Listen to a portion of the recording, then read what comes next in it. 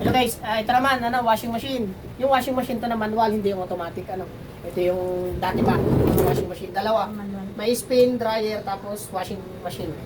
Kapag usually marami dito na mga may-ari ng washing machine, yung mga gantong manual, common na nagiging sira or madalas, nagiging issue is, lagi nilang sinasabi, laging bakit nagwa-washing kami, nagde-drain, pero hindi naman naka-drain dito.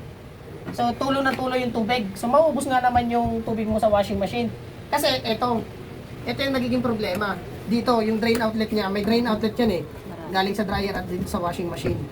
So, ito, nagiging problema, kadalasan madumi dito.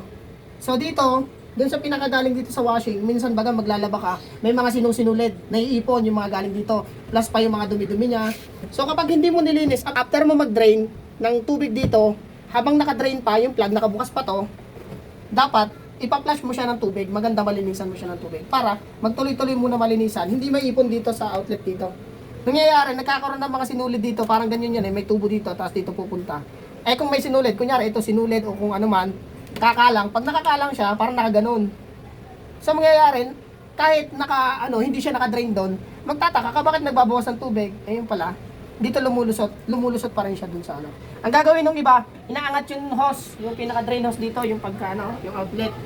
Pag inangat mo naman, babalik yung tubig, para nga naman hindi maubos dito. Ang problema, babalik yung tubig dito sa dryer. Tutulo naman doon sa loob kasi dito naka-design na magkaroon ng tubig dito na matagal. Ito ay pang drain lang, pero dapat nakatuloy ang tubig papunta sa outlet. Ang nangyayari minsan, tutulo dito, tapos masisira yung dryer nyo. So yun lang, sana may natutunan kayo. Salamat. Bili na kayong washing machine.